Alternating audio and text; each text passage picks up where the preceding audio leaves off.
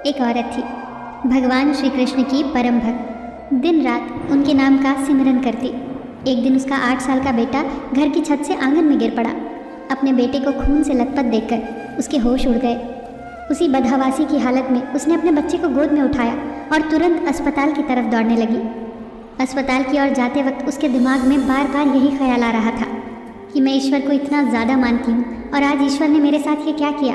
उसने भगवान श्री कृष्ण को उलाहना दिया, हे कान्हा, दिन रात मैं तुम्हारा नाम जपती हूँ, फिर भी तुमने मेरे बेटे के साथ ये क्या किया। इसी उधेड़-बुन में वो अस्पताल के निकट पहुँच गई। डॉक्टर ने तुरंत उसके बेटे का इलाज किया और उसे तसल्ली दी कि ज़्यादा चोट नहीं लगी है, जल्दी ही उसका बेटा ठीक हो जाएगा।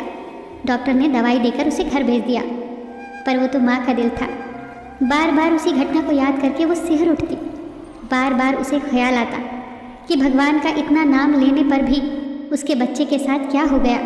भगवान ने उस समय उसके बच्चे की रक्षा क्यों नहीं की। ये प्रश्न उसके दिमाग में बार बार आ रहा था। और अब भगवान की लीला देखिए।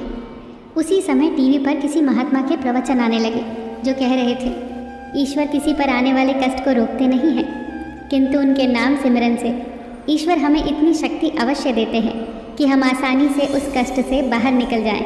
ईश्वर हमारे मार्ग को सरल कर देते हैं, इसीलिए नाम सिमरन करते रहना चाहिए। उसने जैसे ही इस प्रवचन को सुना, उस दिन का सारा घटनाक्रम उसकी आंखों के आगे आ गया।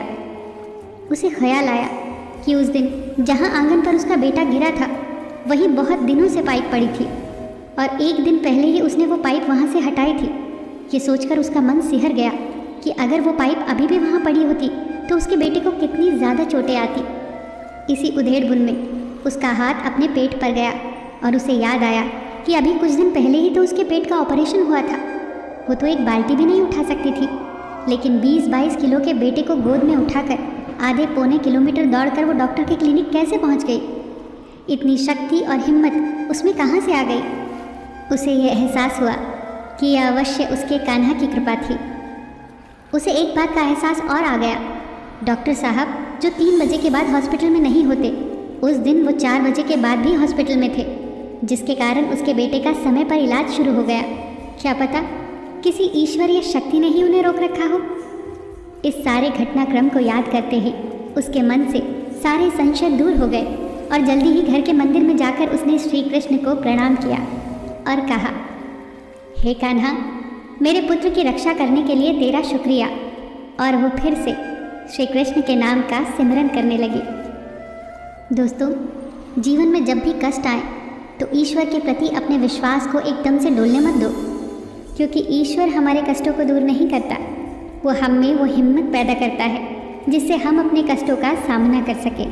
वो हमारी हिम्मत बढ़ाने के लिए हमारे साथ हमेशा होता है।